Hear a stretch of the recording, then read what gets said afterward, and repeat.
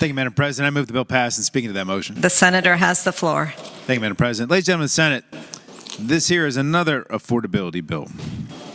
And what this bill does, it's another bill out of the Commission on Electrical Utility Regulation that's based on a bill that we passed about, I guess, 3 sessions ago now, myself and Delegate Sullivan. It had to do with performance-based regulation. Over the last 2 years, the State Corporation Commission hired a consultant to look at how we regulate utilities to try and figure out if there were different ways to incentivize utilities to provide electricity at a lower cost. And they came out with a report. We read that report, analyzed it, and based on that, we directed the State Corporation Commission to do a couple things that are reflected in this bill, and I think Senator Deeds has another one which has another sort of similar piece of this. But the bill basically says that we ought to look at, the SCC needs to come back and look at it, tell us whether or not we can reduce the number of rate adjustment clauses we have and move that matters in those rate adjustment clauses back into base rates so that utilities maybe are not guaranteed as much of a straight pass-through on those costs.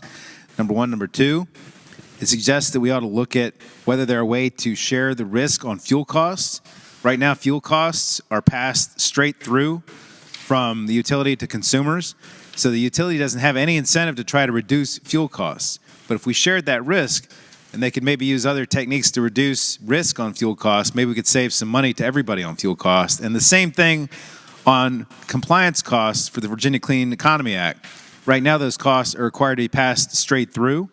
But if we could share risk on that, then perhaps the utilities have more incentive to try to comply faster to get those costs down to consumers.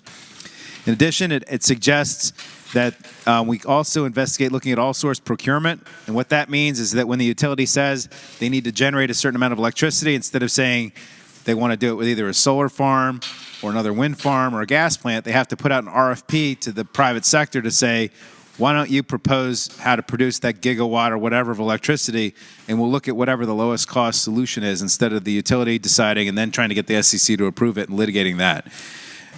There's also a few other things in the bill, but we expect to get a report back by the end of the year to have legislation to act on for next year. But if you are concerned about the cost of electricity, you need to vote green. If you don't care about the cost of electricity, go ahead and vote red. I hope we can pass the bill. The question is, shall Senate Bill 251 pass? All in favor of that motion will record their votes aye. Those opposed, no. Are the senators ready to vote? Have all the senators voted? Do any senators desire to change their vote? The clerk will close the roll. Ayes 23, no 16. Ayes 23, no 16. Senate Bill 251 passes.